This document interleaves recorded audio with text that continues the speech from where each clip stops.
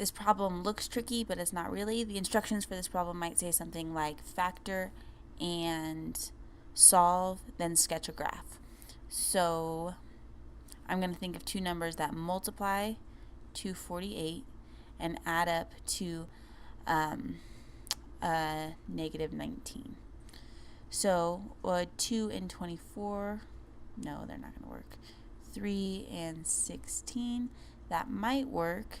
They both need to be negative to add up to a negative 19, and a negative 3 and a negative 16 would add up to 48, or multiply to 48.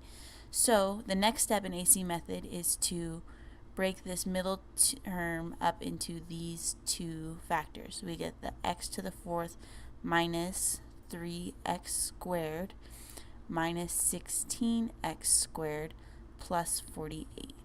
Now I'm grouping. What can I pull out of these two terms? So I'm just trying to think of the greatest common factor of these front two terms. So I can pull out an x squared out of both of those. That leaves me with x squared minus 3. Over here, I also want to have an x squared minus 3. So I'm going to have to pull out a negative 16. When I factor out that x minus 3, my two factors are going to be x squared minus 16 and an x squared minus 3. But I'm not quite done because this is a difference of squares, which means I'm going to use the rule that says a squared minus b squared is equal to a plus b times a minus b. So when I use that rule, my a value is going to be my x. So anywhere I see an a, I'm going to put x. And anywhere that I see a b in this rule, I'm going to put a 16. No, what's the square root of 16? It's 4. 4 is being squared there. So I'm going to factor this into x plus 4 and x minus 4. And then this factor, I still have to have that one. So that's going to be an x squared minus 3. And all of these are equal to 0. So I set these equal to 0 using my zero product property. So x plus 4 is equal to 0, x minus 4 is equal to 0, and x squared minus 3 is equal to 0. And I go ahead and solve all of these for x.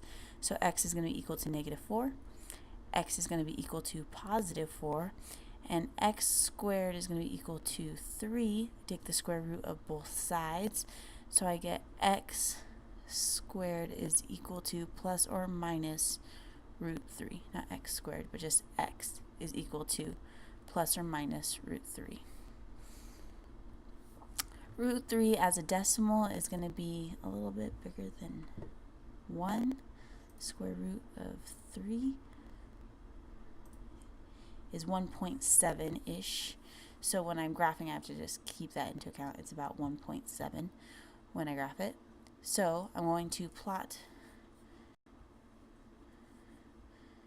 this. First, I'm going to plot my zeros. I have a negative 4, 1, 2, 3, 4. And I have a positive 4, 1, 2, 3, 4. And a positive and negative 1.7. So negative 1.7 and a positive 1.7. Now I'm going to think about my end behavior and my leading coefficient. This has a degree of 4, which means my end, my arrows at the end of my graphs are going to start and end at going the same way. And my leading coefficient is a positive 1, so that means that this is going to be generally positive. It's going to be going up. So when I sketch this, I'm going to go through all of these points and head up at the ends of the graph.